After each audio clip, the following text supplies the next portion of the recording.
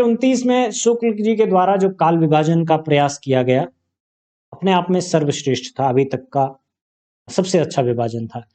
और आगे इसके बाद में तकरीबन 15 से 20 सालों तक किसी ने चूं चप्पड़ भी नहीं की इस नामकरण और काल विभाजन पर। फिर उसके बाद हजारी बाबा आते हैं, वो इस पे प्रश्न चिन्ह लगाते हैं। हालांकि उससे पहले भी इस पे प्रश्न चिन्ह लगते हैं, लेकिन जिस तरीके से हजारी प्रसाद द्विवेदी इन पे प्रश्न चिन्ह लगाते हुए लिखते हैं, वो तरीका उनके पास नहीं था। कौन थे वो, उनके बारे में भी बात करेंगे। इनका नामकरण और इनका काल विभाजन स्वीकार्य था अधिकांश लोगों के द्वारा। वीर गाथात्मक प्रवृत्ति, और इसमें ज्यादातर जो है प्रवृत्तियों को ध्यान में रखकर किया गया है काल विभाजन है। इसको ध्यान में रखकर, साहित्य की प्रवृत्तियों को ध्यान में रख करके किया गया नामकरण और इसका काल विभाजन था आचार्य शुक्ल का। वीर गाथा काल मतलब वीर रसात्मक काव्य, ये इस काल की मुख्य प्रवृत्ति रही है। और वीर रस पूरे इस समूचे काल में लगभग कवियों के द्वारा इस्तेमाल किया गया। वीर रस के सहायक रसों का इस्तेमाल किया गया। ऐसा नहीं दिखा इस काल विशेष में कि कोई कवि जो है वीर गाथा के दौरान हास्य रस का प्रयोग कर रहा है, क्योंकि वीर रसात्मक काव्य है, उसमें इसका कोई महत्व नहीं दिखाई देता है, नहीं कि युद्ध का वर्णन किया जा रहा है और वहां पर कोई मजाकिया बात करे, वो रस के हिसाब से लागू नहीं होता है। अधिकांश वीर और वीर रस के सहायक रसों का इस काल में प्रयोग किया गया। इस कारण से ज्यादातर वीर गाथात्मक साहित्य लिखा गया, विरदावलियां लिखी गई, और इन विरदावलियों और वीर गाथात्मक साहित्य को ध्यान में रख करके, इस प्रवृत्ति को ध्यान में रख करके इस समय विशेष में जो भी साहित्य लिखा गया 1050 से लेकर के 1375 विक्रमी संवत तक, हालांकि मैं तो ये मानता हूं कि 700 के आसपास से लेकर के 1200 विक्रमी तक का जो समूचा साहित्य है वो इसी प्रवृत्ति को ध्यान में रखकर लिखा गया है। समूचा राजपूत काल जो है उसमें वीर गाथात्मक साहित्य ही हावी रहा है, क्योंकि दूसरी चीजों को इतना आगे बढ़ने देने का अवसर ही नहीं दिया। ये समूचा जो 500-400 साल का जो समय है, इस समय में समूचा समाज युद्धों में उलझा रहा, युद्धों में ही लगा रहा। एकीकरण के जितने भी प्रयास थे वो सब प्रयास निर्मूल साबित हुए।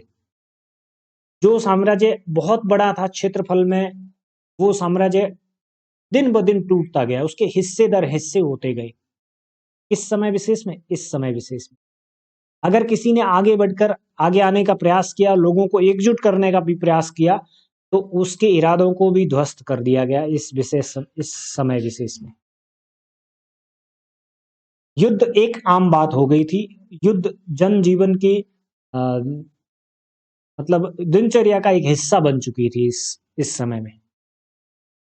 छोटी बड़ी हर प्रकार की बात में युद्ध अनिवार्य बन गया, दिनचर्या का हिस्सा बन गया था युद्ध। और जब ऐसा समय होगा तो साहित्य भी उसी प्रकार का लिखा जाएगा, क्योंकि सैनिकों की जरूरत पड़ती थी। लड़ेगा कौन राजा के लिए, और जो लड़ता था उसकी विरदावलियां गाई जाती थी। ऐसे में लोग ये सोचते थे कि मरना तो वैसे भी है, इससे अच्छा तो है किसी के काम तो आए, परिवार का तो अच्छा लगे। और ये सब कुछ जो है इसने वीर गाथात्मक साहित्य को जन्म दिया। फिर उसके बाद भक्तिकाल, रीतिकाल और गद्यकाल। आचार्य शुक्ल का नामकरण तो हर एक की जुबान पर है, मुझे इतना ज्यादा रिपीट करने की जरूरत इसमें आई थिंक नहीं पड़ेगी। ये प्रवृत्तियों को ध्यान में रखकर किया गया नामकरण था। शुक्ल जी के बाद रामकुमार वर्मा का काल विभाजन।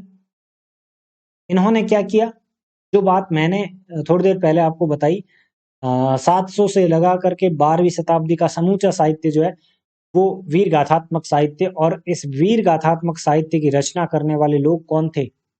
अधिकांश दरबारी कवि। और दरबारों में काव्य रचना किसके हाथ में थी?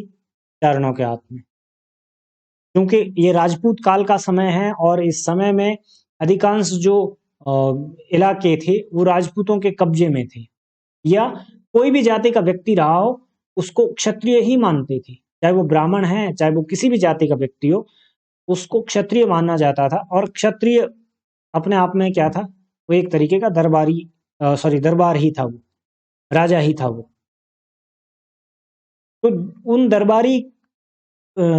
उन दरबारों में जो कवि रचनाएं करते थे, अधिकांशतः 99.9% जो साहित्य मिलता है उस समय विशेष का, वो चारणों के द्वारा रचा गया है। और इसी वजह से डॉक्टर राम कुमार वर्मा जो है, समय को भी पीछे खींच के ले जाते हैं, और उस समय विशेष में जो भी साहित्य लिखा गया है उसको वीर गाथा काल नाम देते हैं। बाद में शुक्ल जी को जब दोहरा नामकरण करना पड़ा तो इसी नाम का इस्तेमाल उन्होंने भी किया। आदिकाल का दूसरा नामकरण करते हुए वो क्या कहते हैं कि क्योंकि ये साहित्य ऐसा था, क्योंकि जो वीर गाथात्मक साहित्य था उसमें ज्यादा वीर गाथाएं लिखी गई, और ये प्रारंभिक साहित्य था, इसलिए वो इसको आदिकाल नामकरण देते हैं। शुक्ल ने खुद क्या नाम दिया है, एक कंफ्यूज में भी हो, मैं क्लियर कर दूं। आचार्य शुक्ल ने नाम दिया वीर गाथा काल, ये शुक्ल का नाम है, क्लियर। और इस पे आपत्ति किसने की, द्विवेदी जी ने, आचार्य प्रसाद द्विवेदी ने कहा कि फिर आप शुरुआत किससे मानते हैं, क्योंकि वीर गाथा काल का साहित्य तो 600 700 500 के आसपास भी मिलता है, इसका मतलब तो आप वहां तक खींच के ले जाते हो साहित्य को, हिंदी साहित्य को, वो तो अब समूचा अपभ्रंश का साहित्य है। तो फिर दोहरे नामकरण की जरूरत पड़ी, और उन्होंने वीर गाथा काल को एक टाइम में बांधते हुए, उसको एक समय देते हुए, 1050 से 1375 विक्रमी तक का जो समय, उसको मैं वीर गाथा काल कहता हूँ। इसके कुछ आधार ग्रंथ भी दिए, 12 ग्रंथ माने जाते हैं, जिनके आधार पे जो है शुक्ल जी ने इसको वीर गाथा काल कहा है।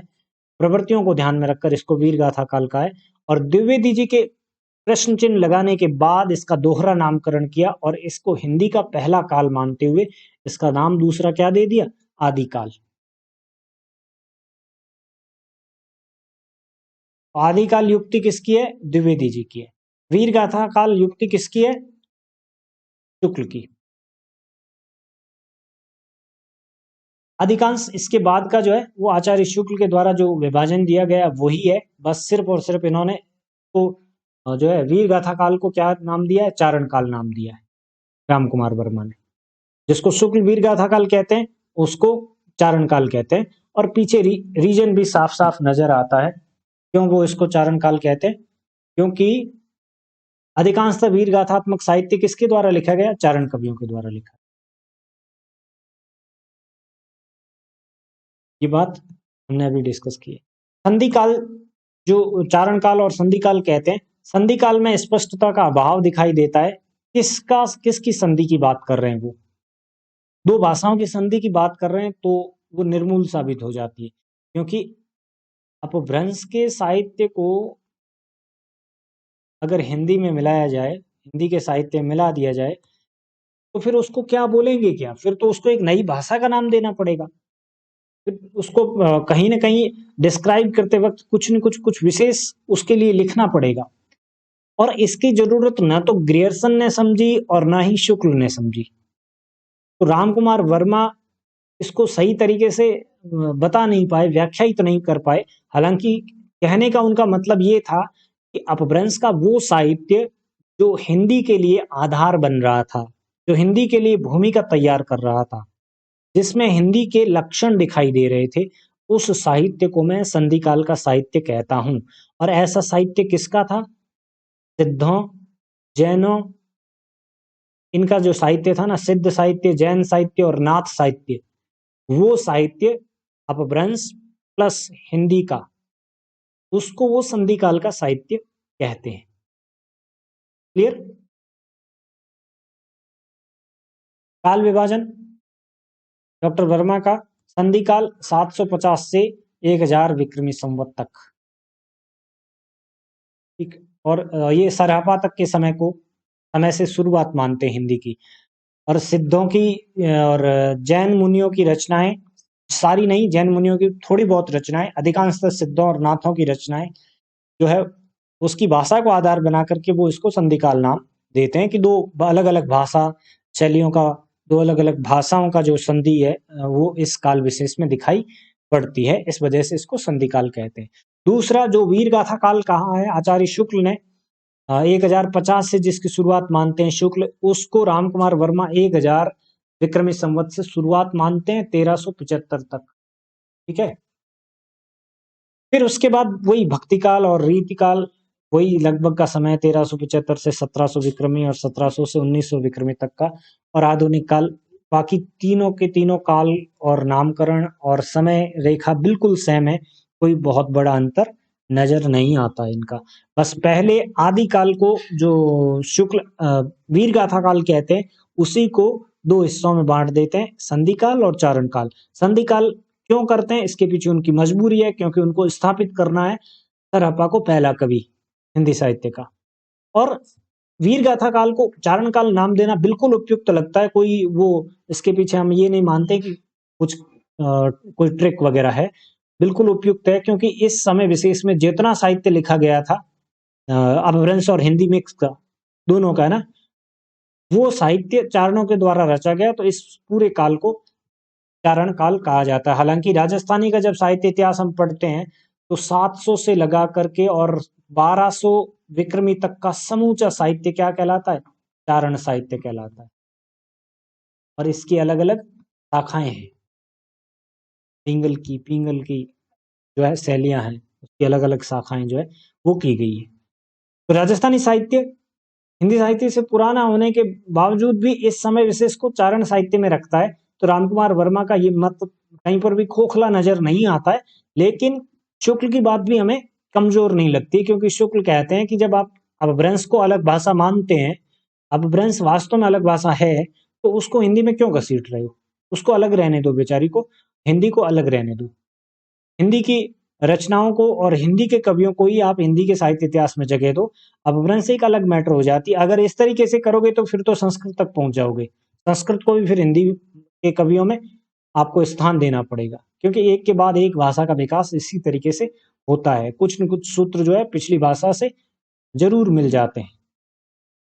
ये जो है नामकरण ये जो व्यक्ति है, इन्होंने पहली दफा शुक्ल जी के काल विभाजन और शुक्ल जी की कई बातों का खंडन किया था। लेकिन क्यों ये नाम इतना ज्यादा आगे नहीं आया, इसके पीछे कारण है। इनकी जो बातें थी वो थोड़ी कलात्मक थी, जो हर किसी को ठीक ढंग से समझ में नहीं आई थी। पॉइंट्स तो इन्होंने उठाए, पर उन पॉइंट्स को ठीक तरीके से और एक सदी हुई भाषा में वो नहीं कह सके। संभवतः इसी वजह से हजारी प्रसाद द्विवेदी जी का नाम इनसे आगे आता है ना। जब भी बात की जाती है कि काल विभाजन और नामकरण को लेकर के शुक्ल के बीच में कौन आता है, तो नाम सिर्फ और सिर्फ हजारी प्रसाद द्विवेदी का लिया जाता है, जबकि द्विवेदी जी से पहले डॉक्टर गणपति चंद्र गुप्त ने शुक्ल की कुछ बातों का विरोध और उनके मत से एक पृथक मत रखने की कोशिश कर दी थी। डॉक्टर गणपति चंद्र गुप्त ने कौन सा इतिहास ग्रंथ लिखा इन्होंने, गणपति चंद्र गुप्त ने? यस करेक्ट सर, हिंदी साहित्य का वैज्ञानिक इतिहास।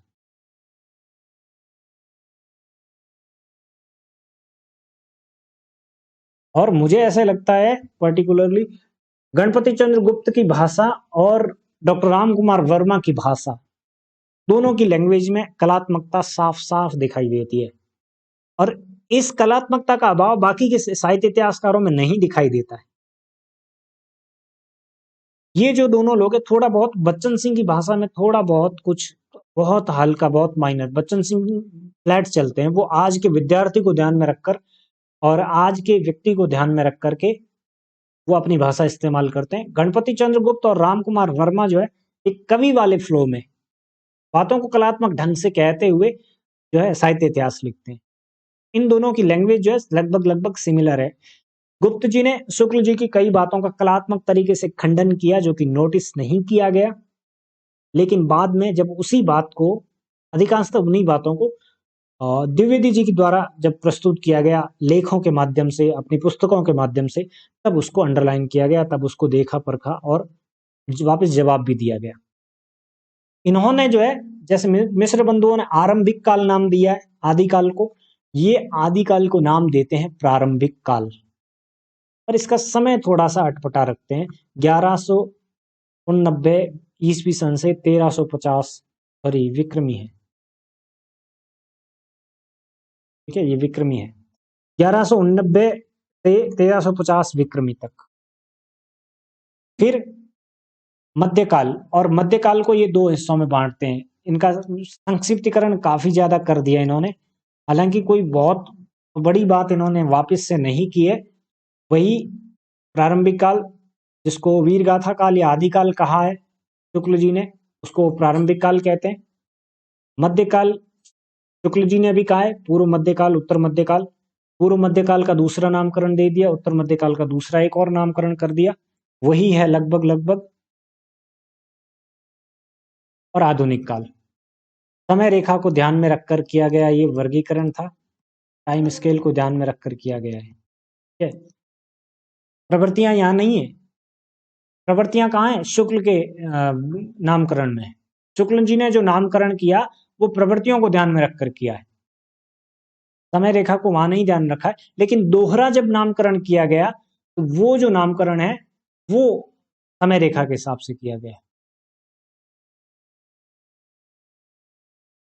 फिर एक और वर्गीकरण आता है जो कोई हाँ जी,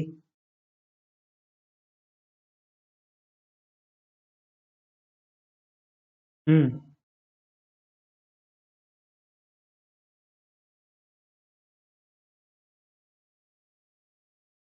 हम्म नहीं नहीं, दूसरी बार जब उन्होंने किया ना, जैसे अभी मैं वापस देखिए, पहले उन्होंने वीर गाथा काल का, भक्ति काल का और रीति काल का, गद्य काल का, ठीक है। ये नामकरण जो है ये किसके आधार पे है? प्रवृत्तियों के आधार पे है। और इसका दूसरा नामकरण, जैसे वीर गाथा काल को उन्होंने कहा आदिकाल, और भक्ति काल को इन्होंने कहा पूर्व मध्यकाल, और रीति काल को इन्होंने कहा उत्तर मध्यकाल, और गद्य काल को इन्होंने कहा आधुनिक काल। ये जो इनका नामकरण है ना, ये नामकरण किसके आधार पे है? ये समय रेखा के आधार पे। और ये जो ऊपर नामकरण दिया गया है ये प्रवृत्तियों के आधार पर। आई थिंक क्लियर है। ये है, आपको जो क्वेश्चन बन के आ सकता है वो ये कि वीर गाथा काल, भक्ति काल, रीति काल और गद्य काल किसका द्योतक है काल विभाजन में? तो प्रवृत्तियों का द्योतक है। और आदिकाल, मध्यकाल, पूर्व मध्यकाल, उत्तर मध्यकाल और आधुनिक काल किसका द्योतक है काल विभाजन में? तो वो है समय रेखा का। ये जरूर दिमाग में रखिएगा आप। रमाशंकर शुक्ल रसाल, इनका जो काल विभाजन है वो भी इतना ज्यादा वैसे महत्व नहीं रखता है, लेकिन फिर भी देख लेना चाहिए। इन्होंने समूचे हिंदी साहित्य को 3 हिस्सों में बांटा है। साहित्य की बाल्यावस्था, किशोरावस्था, युवावस्था, जो कि नाम से ही क्या लगते हैं, थोड़े से अटपटे से लगते हैं। अवस्था के आधार पे किया गया वर्गीकरण था ये। साहित्य कब बाल होता है, कब किशोर होता है, कब युवा होता है, कब प्रौढ़ होता है, और इन्होंने इस हिसाब से किया है। और हर एक काल का पूर्वार्ध, उत्तरार्ध, पूर्वार्ध और उत्तरार्ध इस तरह से विभाजन करके जो है इन्होंने काल विभाजन करने की कोशिश की है, लेकिन इतना ज्यादा इससे भी क्लियर नहीं हुआ। डॉक्टर धीरेन्द्र ने, मैंने पहले बताया था आपको, जब हम अलग अलग किताबें पढ़ रहे थे, हिंदी साहित्य के विभिन्न इतिहास ग्रंथ पढ़ रहे थे, तब बताया था कि कॉलेज के विद्यार्थियों और उच्च शिक्षा जो प्राप्त कर रहे थे उन बच्चों के समझने के लिए एक मानक पुस्तक की आवश्यकता थी, जो सरल भाषा में लिखी हुई हो, जिसमें सरल वर्गीकरण हो। और इसी चीज को ध्यान में रख के डॉक्टर धीरेन्द्र ने हिंदी साहित्य इतिहास नाम से किताब लिखी, और उसमें काल विभाजन करते हुए 3 हिस्सों में समूची हिंदी साहित्य को बांटा है। कौन से ये 3 हिस्से? प्राचीन काल, मध्यकाल, आधुनिक काल। लेकिन इस पे बहुत ज्यादा क्वेश्चन लगाए गए कि आप इसको प्राचीन काल कह करके क्या साबित करना चाहते हैं। प्राचीन काल का तो सीधा अर्थ हो गया कि वो समय जब मनुष्य आदि मानव की तरह रहता है। जैसे आदिकाल पर क्वेश्चन लगाए गए, ठीक वही क्वेश्चन यहाँ पर लगते हैं। प्राचीन काल का मतलब तो संस्कृत का काल, संस्कृत भाषा का काल। प्राचीन काल का मतलब तो वो काल जो मनुष्य की प्रारंभिक अवस्था को दर्शाता है। तो नामकरण को लेकर के प्रश्न जो है यहाँ पर भी लगे हैं, डॉक्टर धीरेन्द्र पर भी। फिर राहुल सांकृत्यायन का काल विभाजन और प्रथम कवि के कारण ये भी ज्यादा चर्चा में रहा है, ये काल विभाजन भी। किसको मानते हैं? सरहप्पा को। राम कुमार वर्मा किसको मानते हैं? हाँ,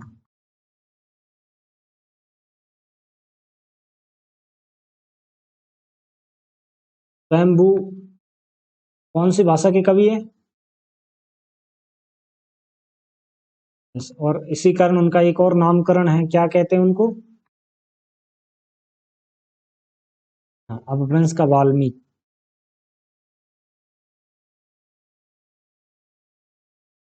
ये म के ऊपर बड़ी ई की मात्रा आएगी, ठीक है ना, वाल्मीकि। अपभ्रंश का वाल्मीकि कहा जाता है स्वयंभू को। लेकिन राम कुमार वर्मा इस स्वयंभू को हिंदी का पहला कवि स्थापित करते हैं, और यही वजह है कि उनको 693 के आसपास से हिंदी की शुरुआत करनी पड़ती है, हिंदी साहित्य की, काल विभाजन में भी और कवियों के रचनाओं से भी।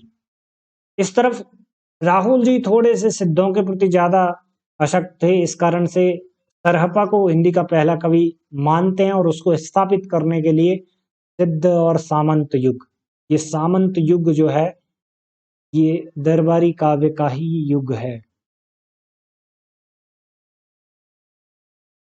ठीक है, और दरबारी काव्य में किस रस की कविताएं हुई है? वीर रस की कविताएं हुई है। किसने लिखी है?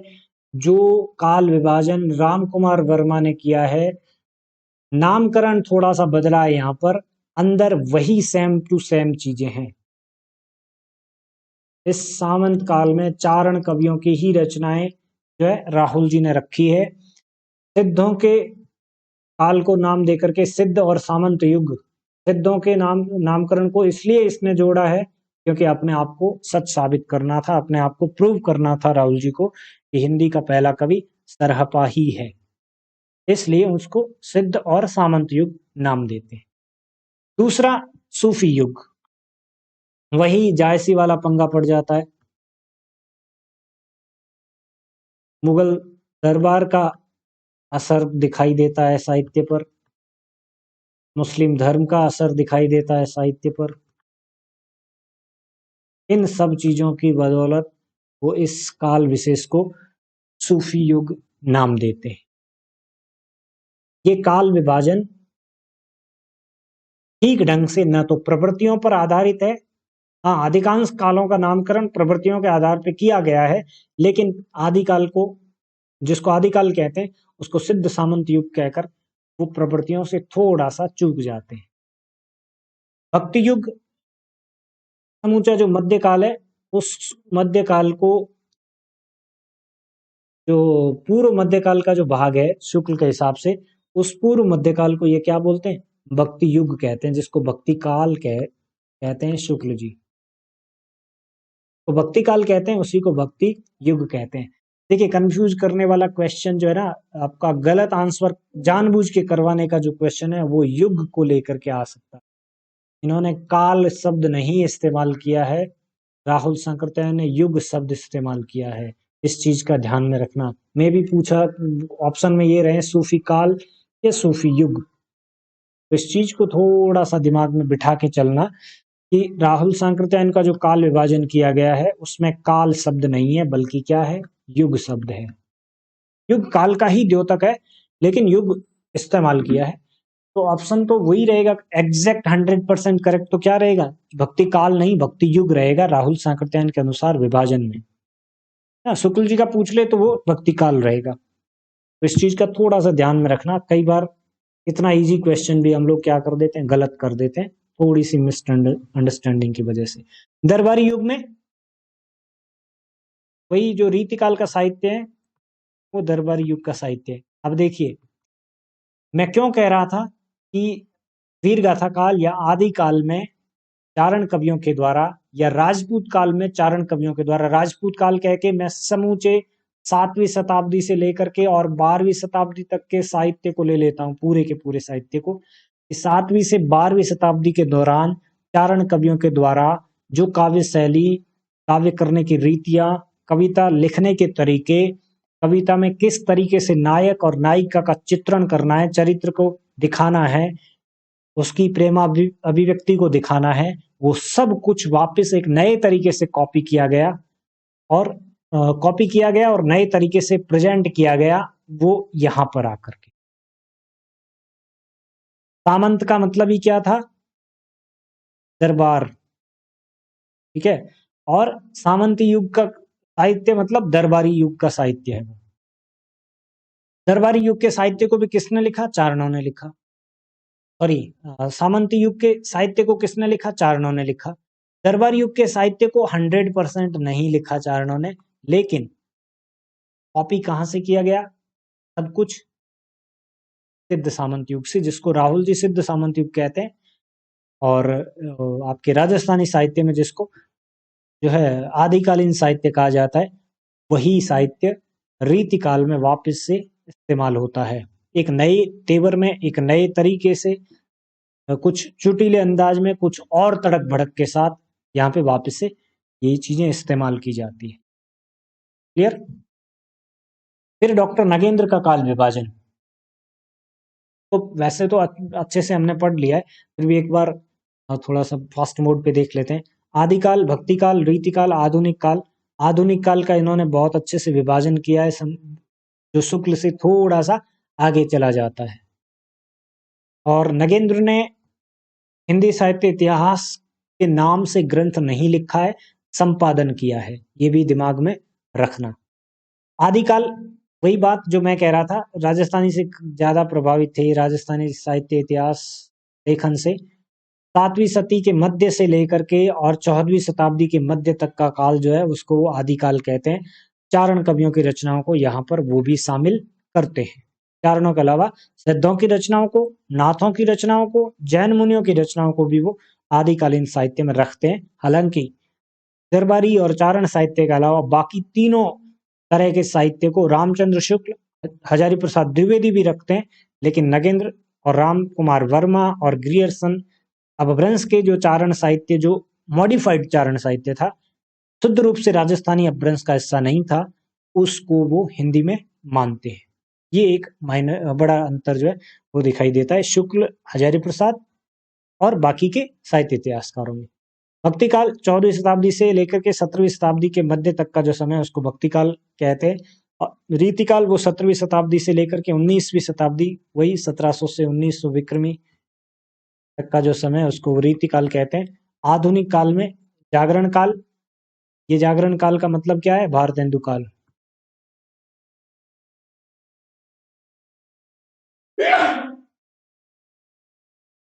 और ये जागरण सुधार काल का मतलब क्या है? द्विवेदी काल। चीज को ध्यान में रखें। जागरण काल, जागरण सुधार काल, छायावाद काल, छायावादोत्तर काल, छायावाद के बाद का काल, प्रगति और प्रयोग का काल, प्रगतिवाद, प्रयोगवाद, ये समय, और फिर उसके बाद नवलेखन का समय, साठोत्री कविता वगैरह इसी में आ जाती है। साठोत्री कविता, फिर उसके बाद अकविता, ये सब किस में आता है? नवलेखन काल में आता है। ये उसके बाद का साहित्य है। क्लियर? डॉक्टर बच्चन सिंह का काल विभाजन, अपभ्रंश को वो भी महत्व देते हैं, और आदि काल को या वीरगाथा काल को वो अपभ्रंश काल के नाम से इन लोगों की रचनाओं को पढ़ने की बात कहता हूं, क्योंकि क्वेश्चन अब यहां से पूछे जाते हैं, क्योंकि इन लोगों ने जो कुछ भी पढ़ाया है अपने स्टूडेंट्स को, वो उनकी दिमाग में कहीं ना कहीं वो क्वेश्चन की शक्ल में अब भी बैठा है, और अपना वो सीखा सिखाया हुआ, क्यों ज्यादा मेहनत नहीं करनी पड़ती, इनको डायरेक्ट वहीं से वैसे भी माइंड में चलती रहती चीजें, तो डायरेक्ट उसको क्वेश्चन का फ्रेम दे देते हैं।